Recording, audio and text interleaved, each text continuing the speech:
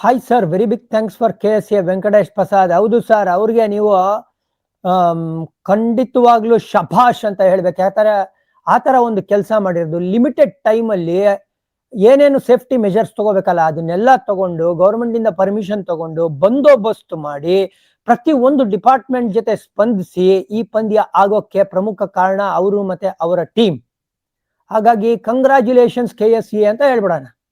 ನನಗೆ ಬಿಗ್ಗೆಸ್ಟ್ ಖುಷಿ ಆಗಿದ್ದೇನು ನಿನ್ನೆ ಅಂತ ಹೇಳಿದ್ರೆ ಮತ್ತೊಮ್ಮೆ ಕಾಂಪಿಟೇಟಿವ್ ಕ್ರಿಕೆಟ್ ನಮ್ಮ ಎಂ ಚಿನ್ನಸ್ವಾಮಿ ಸ್ಟೇಡಿಯಂಗೆ ಬಂದಿದ್ದು.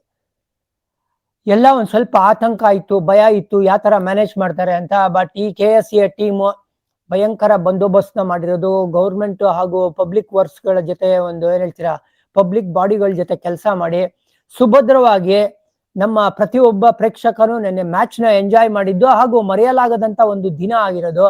ಇದು biggest positive as A Kannadiga, as A Karnataka cricket player ನನಗೆ. ಯಾಕಂದ್ರೆ ಮ್ಯಾಚ್ ಆಗುತ್ತೋ ಇಲ್ವೋ ಅನ್ನೋ ಒಂದು ಆತಂಕ ಇತ್ತು. 9 ತಿಂಗಳುಗಳಾಗೋಗಿತ್ತು, ಇಂಟರ್ನ್ಯಾಷನಲ್ ಮ್ಯಾಚ್ ಇರ್ಲಿಲ್ಲ, ಯಾವುದೇ ಕಾಂಪಿಟೇಟಿವ್ ಮ್ಯಾಚ್ ಇರ್ಲಿಲ್ಲ, ನಮ್ ವೆನ್ಯೂನ ಬ್ಯಾನ್ ತರ ಮಾಡ್ಬಿಟ್ಟಿದ್ರು. ಬಟ್ ಖುಷಿ ವಿಷಯ, cricket back in M Chinnaswamy. ಇದು ಬಿಗ್ಗೆಸ್ಟ್ ಹೆಡ್ಲೈನ್ ಅಂತ ಹೇಳಕ್ ಇಷ್ಟಪಡ್ತೀನಿ. Thank you very much.